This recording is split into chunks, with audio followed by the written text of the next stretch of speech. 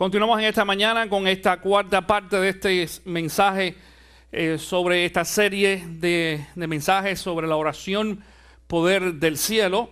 Y el título del mensaje en el día de hoy es Dios es siempre fiel. Di conmigo, siempre fiel.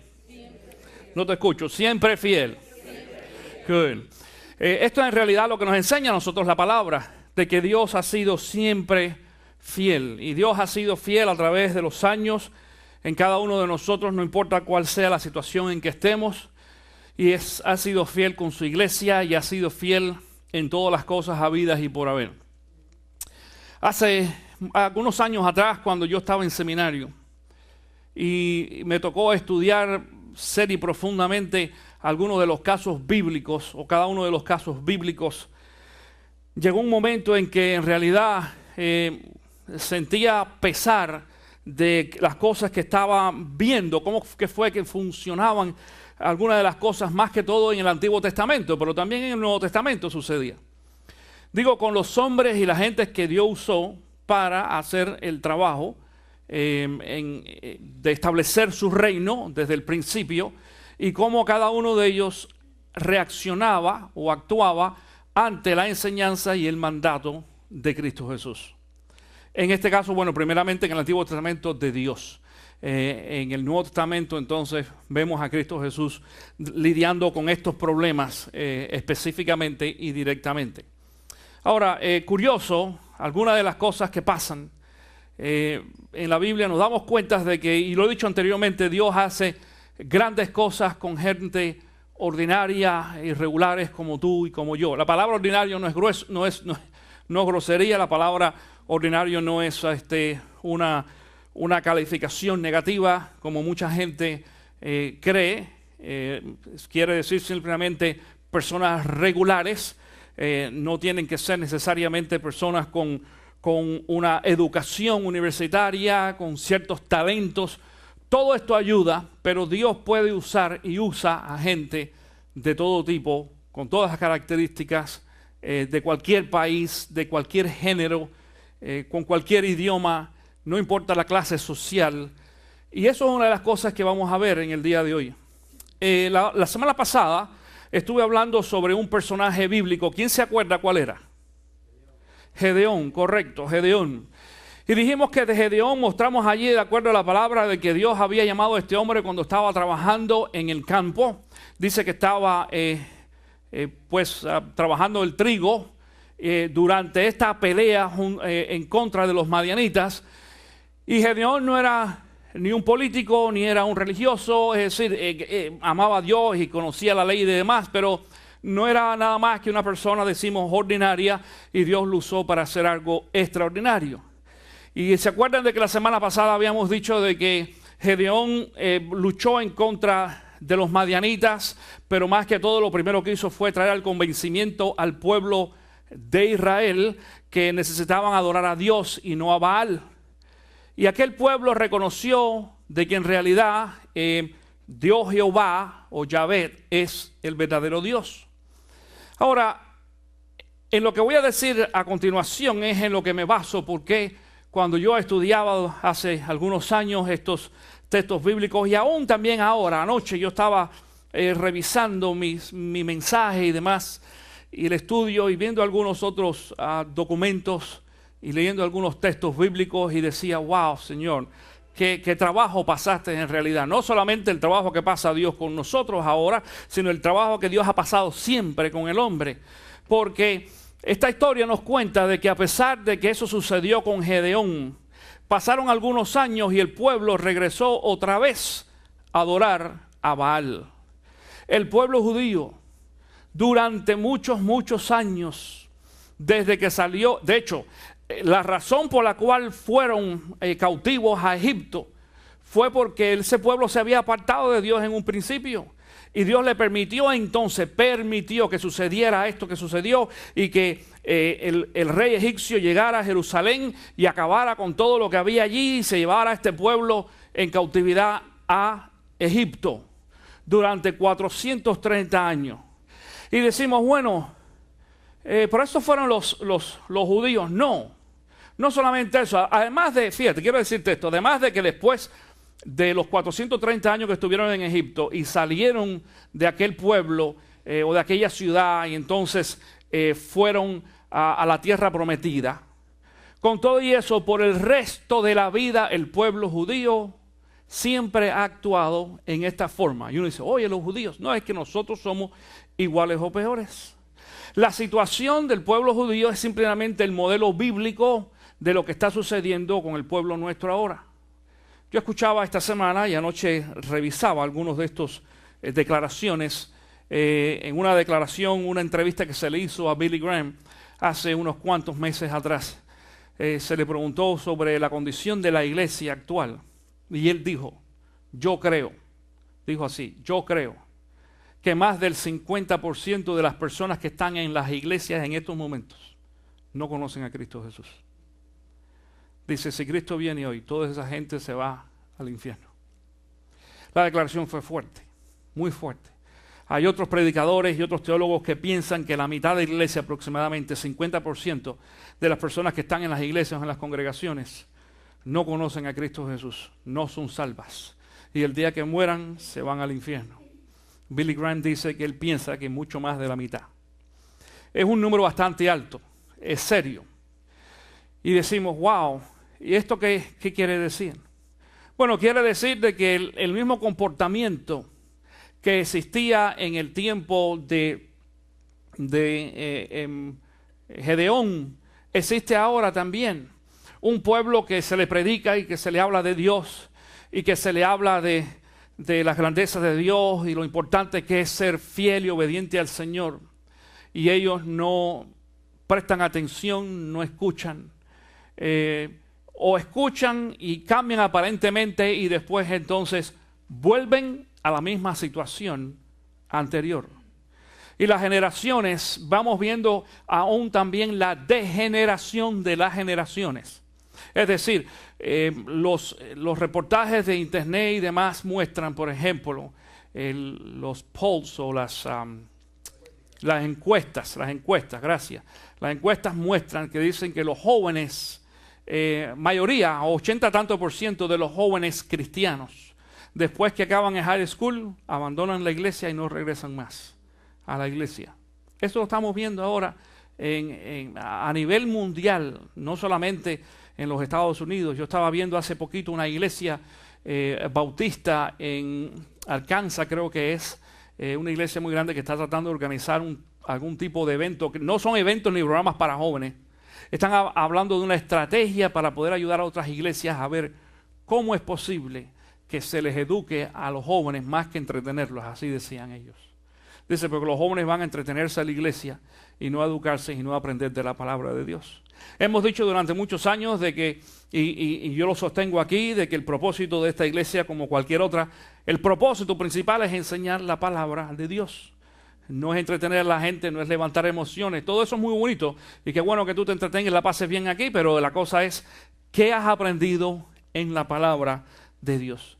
Este pueblo está en la misma situación, exactamente la misma. Un pueblo que se arrepentían y que pecaban y adoraban a otros dioses y se arrepentían y pecaban y adoraban a otros dioses. Y quizás tú digas, bueno, pero quizás ese no es el caso nuestro porque nosotros no tenemos a un Baal ni nada por el estilo. Y quizás algunos en la experiencia de algunos cristianos es que anteriormente, antes de venir a conocer a Cristo Jesús, tenían otros dioses que ellos analizaban como dioses porque a lo mejor estaban envueltos en espiritismo, santería, o tenían ídolos que adoraban y demás, y a lo mejor tú dices, ya yo no adoro esos ídolos, ya yo no tengo dioses, solamente para mí es Dios Jehová. Pero sin embargo, la semana pasada yo mencionaba y decía, si tú tienes problemas con el trabajo y con la casa y con otras cosas más que te toman tiempo de estar aquí en la casa de Dios, entonces tú tienes también otros dioses. Aún hay personas quizás que no estén aquí en esta mañana porque están en la playa en el día de hoy o haciendo otras actividades. O yo conversaba con una persona que visitamos hace unos cuantos días atrás y le decíamos, hermano, que te hemos extrañado en la iglesia. Dice, pastor, el único día que yo tengo para trabajar en mi casa es el domingo. Dice, solamente el domingo trabajo de lunes a sábado y el domingo es el día que usamos para trabajar en la casa y yo corto la hierba y mi esposa hace esto y yo hago esto y tal. Digo, estás trabajando mucho entonces. Porque la palabra dice de que el domingo le pertenece a Dios. le pertenece a Dios. Si tú estás cambiando el domingo por el día de hacer tus cosas en la casa, yo no digo que no hagas las cosas en la casa, es importante, yo también tengo que hacer las mías, pero entonces quiere decir de que a lo mejor estoy trabajando demasiado durante la semana y sin darnos cuenta vamos a caer en la misma situación que tenía este pueblo. Y en esta ocasión otra vez el pueblo de Israel cae en la adoración a Baal, al Dios falso.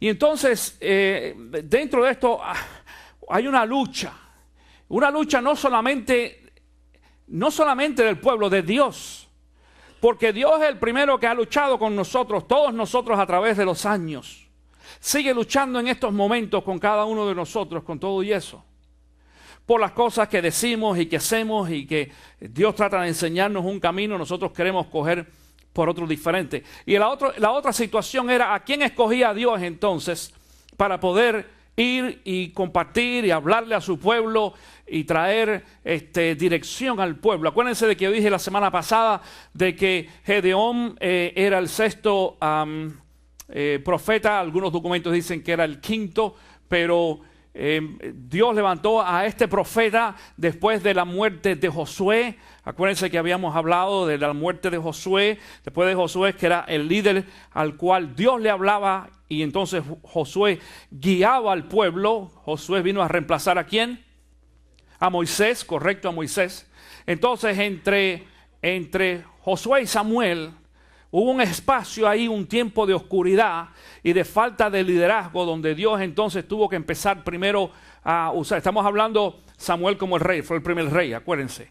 Estamos hablando de liderazgo directo social. En ese tiempo entonces Dios tuvo que usar primero, usó algunos profetas, pero la forma común al principio era los llamados jueces y después entonces los profetas. En esta ocasión, es decir, en la historia pasada estamos hablando de un juez, porque Gedeón era uno de los jueces. Pero hoy vamos a hablar entonces de un profeta. Y el profeta de este día es el profeta Elías. Vamos a ver dos personas hoy en esta historia. Uno de ellos es Acab y el otro es Elías. Acab era uno de los reyes del reino. Déjame, y yo quiero explicarte esto ahora. Cuando comienza lo que se llama entonces el gobierno de los reyes, que comienza con Samuel y después con David, y después de David, ¿quién vino? Salomón, correcto. Después de la muerte de Salomón, entonces el pueblo de Israel tiene luchas y se divide, aquel reino se divide. Hasta ese momento era un solo rey para todo el pueblo, pero entonces hay una división en ese reino y se divide en lo que se conoce como el norte y el sur. En la división del norte, la parte norte de Israel se llamó así, Israel. Se siguió llamando Israel. Y la parte sur se llamaba Judá, correcto. Tenían dos reyes diferentes. Cada reino tenía un rey. Era el pueblo de Dios, pero un pueblo dividido. Y algo bien interesante que la palabra nos enseña a nosotros es que cuando el pueblo está dividido, no se puede sostener, hay problemas. Lo único que nos ayuda a nosotros a continuar es la unidad, la unión, la unidad. Es lo único. Este pueblo se dividió y escogió entonces ser el reino del norte y el reino del sur. El reino del sur, que era Judá, tenía problemas, pero no como los problemas grandes que hubieron en el reino del norte. Y eso es lo que vamos a ver en esta mañana. Para este reino del norte entonces es que escoge Dios a Elías como profetas para hablarle a esta gente del reino del norte que estaba en lucha y en problemas con un montón de pueblos diferentes, y todos los querían eliminar a los judíos. En esta ocasión entonces estamos específicamente en Primera de Reyes capítulo 18. Primera de Reyes capítulo 18, tú vas a abrir ahí tu Biblia y lo vas a tener listo. Quiero hacer primero una breve introducción sobre este capítulo. Aquí vamos a ver a dos personajes en este día. Ellos es Acab, dijimos, y Acab era el rey de Israel en ese momento, es decir, del reino del norte. Y Acab era un hombre que conocía también a Dios, conocía a Jehová, conocía sus leyes, pero entonces Acab rompió una costumbre o una enseñanza bíblica que aún nosotros hasta estos momentos mantenemos en la iglesia. Y no es solamente en esta iglesia, las iglesias mantienen, donde la palabra dice que no nos unamos con yugo desigual. Y esto es un principio bíblico. Quiero decirte esto, un principio que es aplicable a todo. Es aplicable desde el negocio, las amistades y toda una serie de cosas. Pero entonces le vamos a traer al matrimonio. En el matrimonio recomendamos que los cristianos se casen con cristianos y los que no son cristianos que se casen con no cristianos. Esa es la recomendación. No quiere decir, escucha, no quiere decir que si tú eres cristiano y te casas con una persona que no es cristiana, estés, como dicen algunos, descomulgados o separados del amor de Dios ni nada por el estilo. Dios tiene misericordia de ti, pero entonces tú vas a poner en riesgo tu matrimonio. Primeramente, vas a poner en riesgo también tu vida espiritual, tu estabilidad emocional, porque van a comenzar unas luchas entre las dos personas, entre el esposo y la esposa, porque uno es cristiano y el otro no, uno va a la iglesia y el otro no, y empiezan a haber unas luchas allí tremendísimas. Déjame decirte de que hay algunas personas que dicen, por ejemplo, bueno, si el hombre se casa con una mujer cristiana, pues la mujer va a venir a la iglesia. No siempre es así, te lo voy a probar hoy. En la mayoría de los casos, son mujeres las que se casan con hombres no cristianos. En la mayoría de los casos. Y cuando eso sucede, entonces las mujeres vienen a la iglesia. De hecho, una de las cosas, el perfil que se ve en muchos lugares es que las iglesias tienen más mujeres que hombres. Generalmente esta es una iglesia donde hay quizás un balance bastante, está bastante balanceado. Alguien me decía otro día, pastor, conté hoy más hombres que mujeres. Qué bueno, qué bueno. Pero en la mayoría de las iglesias hay más mujeres que hombres. ¿Por qué? Porque muchas de estas mujeres están casadas con hombres que no son cristianos. Ellos no quieren venir a la iglesia. Ellas vienen a la iglesia, se sienten un poco alejadas, indiferentes. Falta ese tipo de conexión espiritual con el esposo, porque el esposo no es creyente. Pero también pasa con hombres que se casan con mujeres que no son cristianas, y sobre todo si tú no tienes un perfil o has desarrollado un perfil de liderazgo, entonces tú nunca vas a traer a esa persona a los pies de Cristo. Aún el hecho de que una persona sea líder o tenga perfil de liderazgo o carácter, que haya desarrollado un carácter de liderazgo, cuidado, no quiere decir que nació como líder, porque de esto estábamos hablando en la clase de liderazgo ahora. La gente no nace siendo líder, se hace un líder. Pero algunas personas piensan, porque yo soy líder, yo voy a traer a esta persona a los pies de Cristo. No siempre sucede así, no hay ningún tipo de garantía. Ahora, ¿por qué decimos esto, pastor? Bueno, porque la historia de hoy, en el capítulo 18 de Primera de Reyes, es el resultado específicamente de esa situación. Porque este rey Acab conoció a una mujer que no era del pueblo de Israel, no era judía, era gentil y abominaba a Dios. Y esta mujer se llama ¿cómo? ¿Quién lo conoce? Jezabel. Cuidado, voy a hablar de Jezabel en un par de semanas más. Vamos a hablar del espíritu de Jezabel que se mete en las iglesias. Está calientísimo ahora. Calientísimo.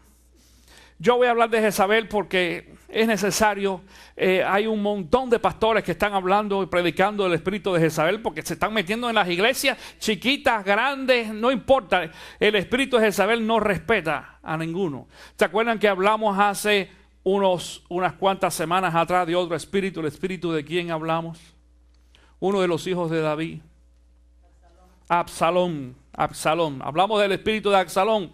Ese es uno de los que hace daño en la iglesia. Ahora vamos a hablar del espíritu de Jezabel en un par de semanas más. Bueno, esta es la mujer Jezabel con la cual se casó Acab. Y cuando esta mujer se casó con él, o él con ella, entonces ella le dijo a él, o aparentó, de que ella iba a ser también del pueblo de Israel, iba a adorar a lo que se conoce como Dios Jehová o Yahvé, al Dios que tú y yo adoramos. Y tú vas a decir, pero ¿será que hay otros dioses? Sí, como que no, hay muchos dioses. Hay muchos dioses. El problema es que el Dios de los dioses es Dios Jehová, al que nosotros adoramos. El resto de los dioses no tienen ningún poder, son creados por el hombre. Aún hay otro Dios que dice la Biblia, que está enseguida después de Dios Jehová, y es Satanás, el diablo, Lucifer. La palabra lo menciona como el Dios de este mundo, dice el libro de Corintios. Pablo dice así. Dice el Dios de este mundo que ha velado o ha cegado el entendimiento de las personas para que no vean la gloria de Dios. Ese Dios aparece con letra minúscula en todas las Biblias, para que tú lo sepas. El Dios Jehová, cada vez que aparece Dios con letra mayúscula, es Dios Jehová, el Dios que tú y yo adoramos. Ahora, Jezabel adoraba a Balac. Y entonces, su esposo Acab adoraba a Dios Jehová. Pero cuando se casa con esta mujer le dice que sí, de que ella, vaya, te voy a poner el ejemplo. Esta mujer dice, yo me he convertido al evangelio, Acab, y yo ahora soy cristiana, y voy a adorar al Dios tuyo, y voy a ir a tu iglesia también. Pero esta mujer inteligentemente, poquito a poco, decimos en el idioma ese nuestro, le va comiendo el cerebro a este hombre. Y nos muestra la palabra, nos damos cuenta de que Acab entonces era un tipo débil de carácter. Porque él era el rey, pero siendo el rey, la que mandaba allí era ella, era Jezabel. No vayas a mirar para el lado a nadie. Pero eso pasa mucho. Que la que manda en la casa es la mujer. Dice una hermana, amén. Está bueno eso. That's good. Pero entonces empiezan los problemas, porque esta mujer empieza a controlar a este hombre, y poquito a poco no solamente lo convence a él, sino al pueblo de adorar a otro dios, a Balac.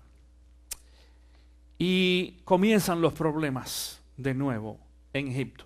Ahí es donde Dios entonces levanta a Elías. Elías, por el otro lado, como profeta, era una persona tan ordinaria como tú y como yo, que Elías tenía un problema, un padecimiento, del cual también vamos a hablar un poquito más adelante cuando hablemos de Jezabel, que él tenía, diríamos, un padecimiento clínico.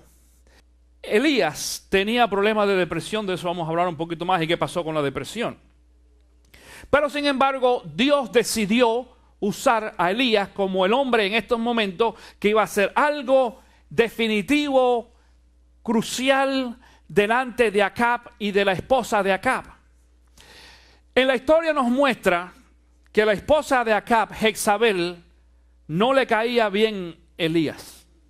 Claro, porque Elías era el profeta de Dios que venía a decirle a esta mujer, tú estás mal, eres un problema, tú eres el estorbo para este hombre, para que este hombre reine correctamente en este lugar. Entonces esa mujer le había hecho la cruz. Tanto la cruz que vamos a ver después que lo empezó a perseguir, le dijo, yo te voy a matar, hasta que no estés muerto no voy a parar. Tú verás lo que va a pasar en esta historia, no hoy, en otros días, cuando los próximos domingos que vamos a hablar sobre este tema. En medio de eso, levanta entonces Dios a Elías, y ahora yo te voy a leer en esta mañana lo que sucedió en esta historia, y yo te voy a invitar que allí en Primera de Reyes, capítulo 18, vayas al versículo 20. Y vamos a leer corrido del versículo 20 hasta el versículo 40 en esta mañana. Si tú tienes tu Biblia y ya tienes ese texto, dime lo tengo. Ok, si no, está también en el boletín y van a estar en las pantallas en la parte de atrás. Dice, comenzando en el versículo 20, Acab convocó en el monte Carmelo a todos los israelitas y a los profetas. Elías se presentó ante el pueblo y dijo, ¿hasta cuándo van a seguir indecisos? Si el Dios verdadero es el Señor, deben seguirlo, pero si es Baal, síganlo a él. El pueblo no dijo una sola palabra. Entonces Elías añadió, yo soy el único que ha quedado de los profetas del Señor. En cambio, Baal cuenta con 450 profetas. Traigan 2 bueyes, que escojan ellos uno y lo descuarticen y pongan los pedazos sobre la leña, pero sin prenderle fuego. Yo prepararé el otro buey y lo pondré sobre la leña, pero tampoco le prenderé fuego. Entonces invocarán ellos el nombre de su Dios, y yo invocaré el nombre del Señor. El que responda con fuego, ese es el Dios verdadero. Y todo el pueblo estuvo de acuerdo. Entonces Elías le dijo a los profetas de Baal: ya que ustedes son tantos, escojan uno de los bueyes y prepárenlo primero. Invoquen luego el nombre de su Dios, pero no prendan fuego. Los profetas de Baal tomaron el buey que les dieron y lo prepararon e invocaron el nombre de su Dios desde la mañana hasta el mediodía. Fíjate que ese Dios ahí en el versículo 26 está con letra minúscula. Baal, respóndenos, gritaban mientras daban brincos alrededor del altar que habían hecho. Pero no se escuchó nada, pues nadie respondió. Al mediodía Elías comenzó a burlarse de ellos. Griten más fuerte, les decía, seguro que es un Dios, pero tal vez esté meditando o esté ocupado de viaje. A lo mejor se ha quedado dormido y hay que despertarlo. Versículo 28. Comenzaron entonces a gritar más fuerte, y como era su costumbre, se cortaron con cuchillos y dagas hasta quedar bañados en sangre. Pasó el mediodía y siguieron con su espantosa algarabía hasta la hora del sacrificio vespertino. Pero no se escuchó nada, pues nadie respondió ni prestó atención. Entonces Elías le dijo a todo el pueblo: acérquense. Así lo hicieron. Como el altar del Señor estaba en ruinas, Elías lo reparó. Luego recogió 12 piedras, una por cada tribu descendiente de Jacob, a quien el Señor le había puesto por nombre Israel. Con las piedras construyó un altar en honor del Señor, y alrededor cavó una zanja en que cabían 15 litros de cereal. Colocó la leña, descuartizó el buey, puso los pedazos sobre la leña y dijo: llenen de agua 4 cántaros y vacíenlos sobre el holocausto y la leña. Luego dijo: vuelvan a hacerlo. Y así lo hicieron. Háganlo una vez más, les ordenó. Y por tercera vez vaciaron los cántaros. El agua corría alrededor del altar hasta llenar la zanja. A la hora del sacrificio vespertino, el profeta Elías dio un paso adelante y oró así: Señor, Dios de Abraham, de Isaac y de Israel, que todos sepan hoy que tú eres Dios de Israel, en Israel, y que yo soy tu siervo, y he hecho todo esto en obediencia a tu palabra. Respóndenos, Señor, respóndeme, para que esta gente reconozca que tú, Señor, eres Dios y que estás convirtiendo así su corazón. En ese momento cayó el fuego del Señor y quemó el holocausto, la leña, las piedras y el suelo, y hasta lamió el agua de la zanja. Cuando todo el pueblo vio esto, se postró y exclamó: el Señor es Dios y el Dios verdadero. Luego Elías les ordenó: agarren a los profetas de Baal, que no escape ninguno. Tan pronto como los agarraron, Elías hizo que lo bajaran al arroyo Quizón y allí los ejecutó. Esta es una historia fuerte. Una historia inclusive fuerte de varias formas. Una de ellas es de que hay personas aún creyentes y cristianos que dicen: en realidad, ¿cómo es posible de que haya caído fuego del cielo? Yo te voy a decir algo. Esto es lo que dice este texto bíblico y yo lo creo. Si tú no lo crees, tienes un problema con la veracidad de la palabra de Dios. Te digo esto porque yo he conversado aún con muchos creyentes que no están seguros y dudan de que en realidad haya caído fuego del cielo. Pero hay varias cosas en esta historia que son interesantes. Una de ellas es el hecho de que Dios haya usado a este hombre ordinario como tú y como yo, un hombre que tenía problemas de carácter personal, aún este detalle de la depresión que te dije, y en medio de eso, este hombre tuvo el coraje de ir y presentarse delante de Acab cuando Acab llamó a todos los profetas y todos los... tanto, cuando dice llamaron los profetas, es decir, habían allí los profetas de Baal y quien sea otro de profeta y se apareció él. ¿Qué es lo que pasó?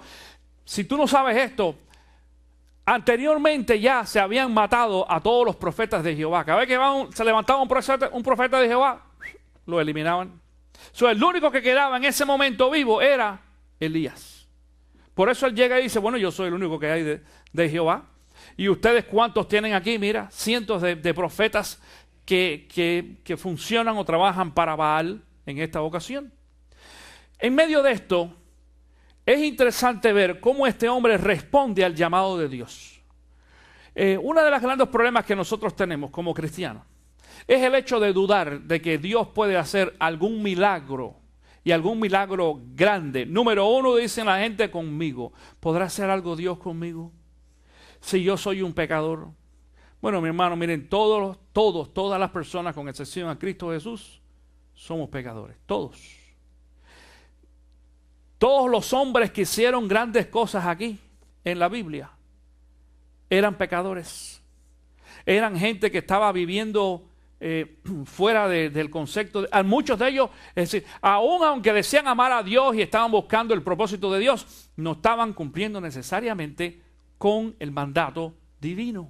Sin embargo, dentro de eso, Dios escogía a algunos de ellos para glorificarse y cada uno de ellos aprendió también a experimentar cosas nuevas en esas experiencias y ser mucho más fieles y más obedientes a Dios. Y esto es lo que sucede también con este hombre Elías.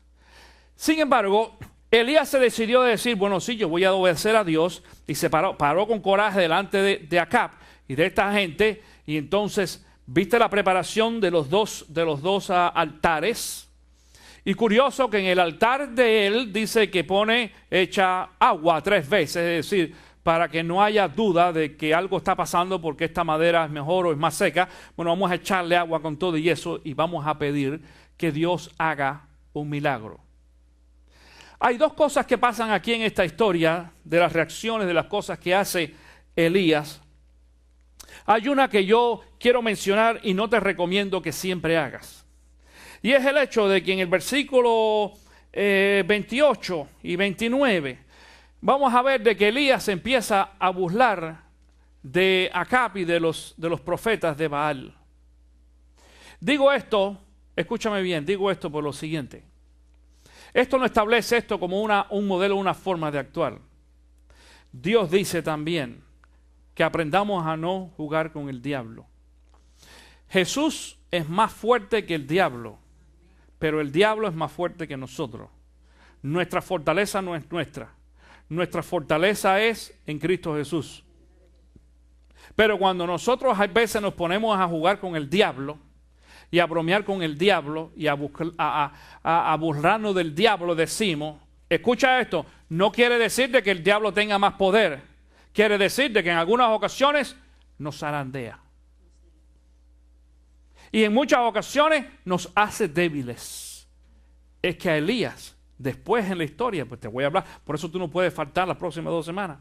Tú vas a ver cómo el diablo lo hizo débil a pesar de lo que hizo ahora. Tengamos cuidado. Cuando nosotros hacemos cosas donde sabemos que tenemos el respaldo de Dios, es mucho mejor, mira, punto en boca. Hay un dicho que dice en los países nuestros, en boca cerrada no entran moscas. No entran moscas. Y entonces Elías en esta ocasión se atrevió a desafiarlos a ellos y decirle, ¿qué pasó con tu Dios? Se quedó dormido. A lo mejor está relajándose o en meditación. Yo creo que tú pienses este tipo de palabras, que tú se los digas a una persona, escucha bien, que tú se lo digas a una persona que no conoce a Dios y que adora a otro Dios. Si tú no sabes eso, y si el propósito nuestro es traer a esa persona a los pies de Cristo Jesús, en realidad lo que va a hacer es poner más enojo y molestia en la gente y la gente no va a escuchar qué es lo que nosotros tenemos que decir. Ahora, presta esto, escucha esto. Elías hizo esto porque Elías tenía el coraje y la fe de decirle a Dios ahora, haz que caiga fuego del cielo. Pero cuando tú te burlas de los dioses de otra gente y no le muestras en realidad de que tú tienes tanta fe, tanta fe para decirle a Dios que caiga fuego del cielo, entonces las burlas tuyas se convierte en algo, es como un arma en contra tuya. Porque tú te burlaste de ellos, pero entonces después no pudiste probarle que en realidad tu Dios es un Dios grande. ¿Tú entiendes lo que está pasando aquí? Por eso decimos, yo enseño esto. No te burles, no juegues con el diablo, al menos que en realidad tú tienes la fe y la decisión de decirle a Dios ahora, Señor, ahora te toca a ti. El problema es que la mayoría de los creyentes les falta fe para hacer esas cosas. Es más, te voy a decir una cosa. Hay muchos cristianos con los cuales tú hablas y les dices, ¿tú eres salvo? Sí. ¿Por qué? Porque Cristo me salvó. ¿Tú crees en el poder de la sangre de Cristo para salvarte? Sí. ¿Y tú crees de que cuando tú recibes a Cristo y eres salvo te vas al cielo? Sí. Eternamente sí. Vamos a pedir entonces a Dios que caiga fuego del cielo. Dicen,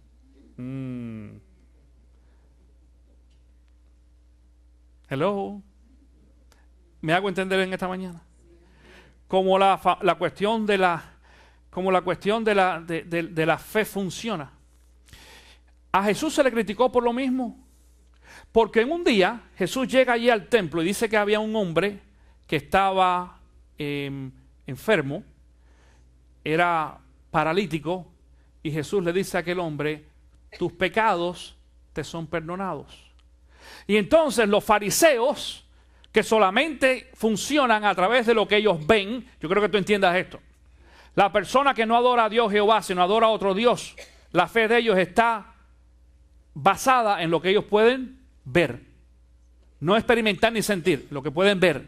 Y como aquella gente no vio que Jesús hizo nada, solamente le dijo, tus pecados son perdonados, entonces le dijeron, eso que es fácil, yo también le puedo decir lo mismo al hombre.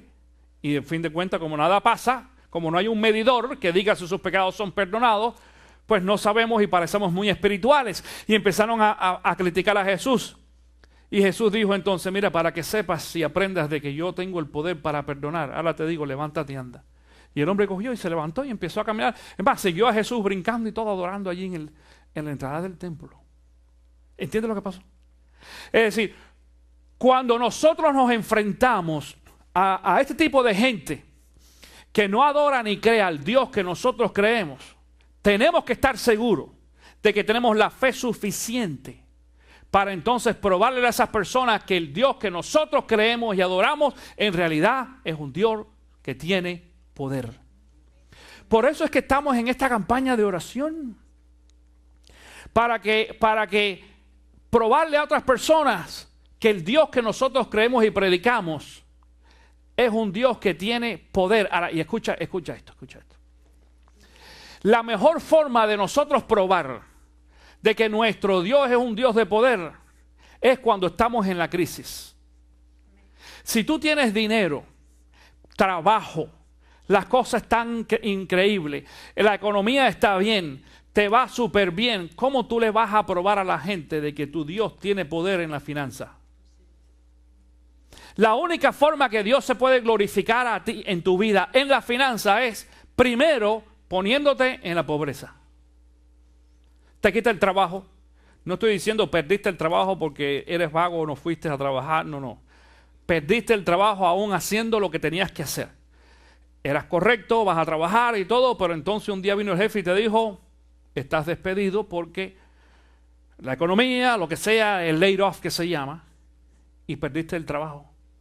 Y después que perdiste el trabajo, fíjate esto, entonces tú dices, pero Señor, si yo estoy siendo fiel a ti, yo oro, leo mi Biblia, voy a la iglesia, diezmo, yo estoy dando mi diezmo. Por eso decimos esto, cuidado. El diezmo no es un instrumento de cambio con Cristo Jesús, de yo doy mi diezmo y Dios siempre me va a bendecir. Sí, siempre te va a bendecir. Pero eso no quiere decir que te bendiga constantemente. Porque en muchas ocasiones para que venga la gran bendición, tiene que venir primero la depresión, que es lo que está sucediendo ahora con muchos cristianos. Yo no tengo duda en mi corazón, absolutamente ninguna, desde que comenzó esto, desde el 2006, que la economía empezó a descender. Yo dije, empezó Dios ahora a probar al pueblo. Dios está en medio de esta situación probando a los cristianos, no a los no cristianos, a los cristianos. Si tú no sabías esto, la mayoría de la plata, del dinero, de lo que se llama ahora los activos en los Estados Unidos al menos, está en las manos de los no cristianos. Y tú dices, pastor, ¿pero cómo es posible? Eso no va de acuerdo a la enseñanza bíblica. Si la Biblia dice de que Dios bendice a su pueblo, es cierto. Pero ahora Dios ha decidido, porque esto es estadísticas, lo ha puesto en las manos de los no cristianos. El gran problema de muchos cristianos en esta economía es que miran al lado y el vecino de ellos, el vecino que no es cristiano, está mejor que ellos. Uno dice, ¿y cómo es posible si yo voy a la iglesia y diezmo? Cuidado, es que Dios te tiene que poner a ti en esa situación para ver si en realidad tú vas a seguir siendo fiel y tener confianza en Dios, para entonces Dios ponerte a ti en la prosperidad de nuevo. Hello, ¿me entienden? ¿Me hago entender hoy? Pero si entonces en medio de la prueba tú haces así, te aflojas, y es lo que está pasando con muchos cristianos. ¿Tú lo estás viendo? Empiezan a dejar de ir a la iglesia. No diezman. Se empiezan a apartar. Se empiezan a enfriar. ¿Y qué pasó? Y dice, Dios te puso a prueba. Y tú no respondiste. Pero este hombre, Elías, con toda su característica humana y demás, Dios lo puso a prueba. Y el hombre tuvo el coraje de presentarse ante aquellos, los profetas de Baal, y decirle, ustedes están equivocados, y burlarse y todo lo demás. Pero él sabía que él tenía confianza en Dios. Y te voy a decir por qué. Porque Elías era un hombre que había experimentado a Dios anteriormente. Cuando yo confío en la fidelidad de Dios, el poder de Dios se manifiesta solo. Es más, yo no tengo que pedirle a Dios entonces, demuéstrame tu poder, porque mi fe y mi confianza en Él desatan el poder del cielo. En esta ocasión, este hombre Elías, cuando dice que hace todo esto, yo creo que tú entiendas la razón por qué lo hace. Mira, Elías conocía a Dios. Elías sabía el poder que tenía Dios para hacer las cosas. Él confiaba en Dios. Él sabía que Dios era un Dios fiel y Él no lo iba a dejar. Pero Dios lo había llamado en ese momento para hacer algo específico. Ir a predicarle allí a aquellos profetas de Baal y decir, ustedes están equivocados. El Dios que nosotros debemos adorar es el Dios Jehová. Jireh, dice ahí, aparece en el original. Y dice entonces el versículo 37. Dice, el versículo 37 dice, respóndeme, Señor, respóndeme, para que esta gente reconozca que tú, Señor, eres Dios y que estás convirtiendo a ti sus corazones. Es decir, el propósito de este hombre no era simplemente quedar bien él. El propósito de este hombre para pedirle a Dios un milagro era de que Dios llegara a convertir el corazón de aquellos hombres que no creían en Él. Cuando el propósito nuestro es correcto y entendemos y creemos en Dios y tenemos confianza en Dios, entendiendo de que Dios es fiel y fiel en todo, escucha bien esto, el poder de Dios se revela de formas increíbles.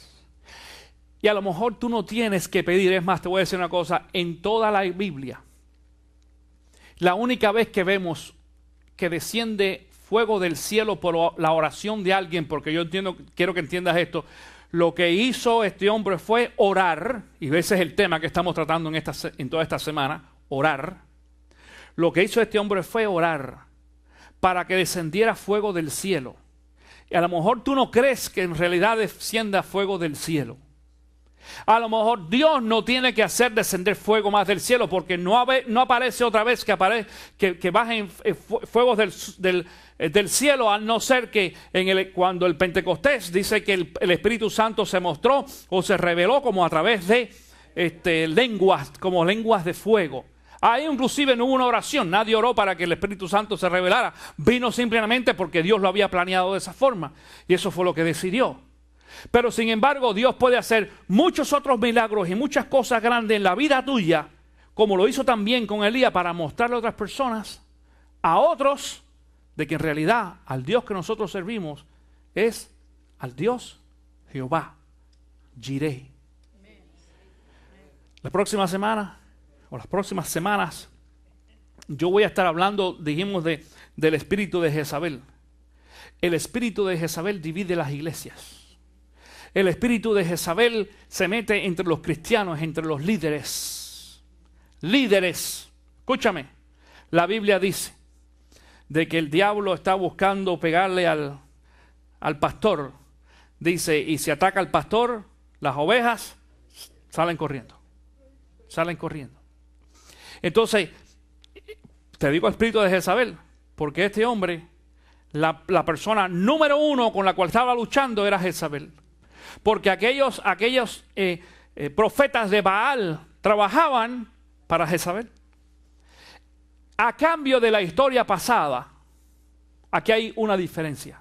En la historia pasada con Gedeón, cuando Gedeón va y lucha contra el pueblo y hace lo que tiene que hacer, ustedes se acuerdan de esta historia, el pueblo decidió, dice al final, en realidad Yahvé es, o Jehová es el Dios de los judíos. Y ellos empiezan a adorar a Dios.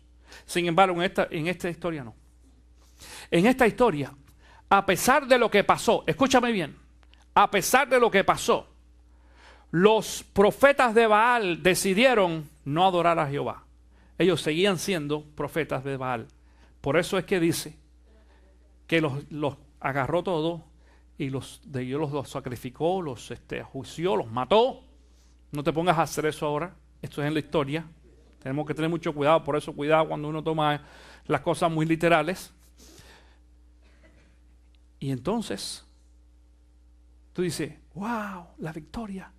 No, hermanito, no. Mira, la vida de los cristianos, la vida de cualquier cristiano es lucha, lucha, lucha, lucha, lucha, lucha y más lucha y más lucha y más lucha. Porque este hombre vio la mano de Dios ahí y el milagro, pero entonces se metió en otro gran problema y después lo vamos a ver. Tanto, tanto, tanto que le dijo a Dios un día, mátame, mátame, me quiero morir. Tú y toda esa gente dice, ya me quiero morir. Yo soy cristiano, y la gente empieza, yo veo a muchos creyentes orando, Señor, que tú vengas, ya ven. Y yo digo, este tipo tiene que estar depresivo, tiene que tener un problema. Entonces, y yo le digo, ¿tú no has comprado casa últimamente o carro? No. Pues cuando la gente compra casa y carro, le dicen al Señor, no venga. Señor, espérate, porque yo necesito predicar el evangelio. Y empiezan a decirle un montón de cuentos, porque acaban de comprar algo nuevo y quieren disfrutarlo. Pero cuando uno cae en depresión, entonces quiere que Dios venga, para ellos morirse también y ya no tener que pagar la renta o no perder la casa o un montón de cosas. Eso pasó también. Digo esto porque eso nos pasa a todos los días. Cristianos y no cristianos, por supuesto. Sobre todo a los cristianos. Pero una cosa te voy a decir en esta mañana. Mira, si algo hemos aprendido en este ministerio, y yo lo he aprendido en mi vida personal y lo estoy enseñando en este ministerio, es que Dios es un Dios fiel. Y Dios trabaja con nosotros en el momento más difícil, más duro, más difícil. Y nos deja llegar a unas situaciones que uno dice, ven, ¿hasta dónde, Padre? Me estás apretando demasiado, demasiado, demasiado. Hay un dicho que dice, Dios aprieta pero no ahoga. Eso no es un versículo, es un dicho. Sí, no sé en qué Biblia lo vas a buscar. Dice, Dios aprieta pero no ahoga. Eso quiere decir, la Biblia sí dice de que Dios no pone en nosotros, eso es un texto bíblico, que Dios no pone en nosotros ningún tipo de tentación que nosotros, o pruebas que nosotros no podamos soportar. Todas las que Dios nos ponga, las soportamos. La cuestión es soportarla y decirle a Dios, sí, la voy a soportar, Señor, y voy a reaccionar correctamente en medio de esto. No voy a dejar de tener fe en medio de esto, aunque la gente me critique, aunque la gente piense de que estoy muy malo, que la gente me apunte con el dedo, aunque piensen de que, en fin de cuentas, ¿para qué sigo orando si Dios no me responde? Mira dónde me está llevando, no importa. Yo voy a seguir teniendo fe en ti porque tú vas a dar respuesta a mis oraciones. Yo tengo fe y tú me vas a sacar de este problema y me vas a poner en bendición y me vas a poner en prosperidad y mi familia va a crecer y mi iglesia va a crecer y las cosas van a ser diferentes. Si usted ha sido bendecido a través de esta enseñanza bíblica, nos gustaría saberlo. Envíe sus comentarios escribiendo a info@ccvida.com o llamando al teléfono 352-624-3519.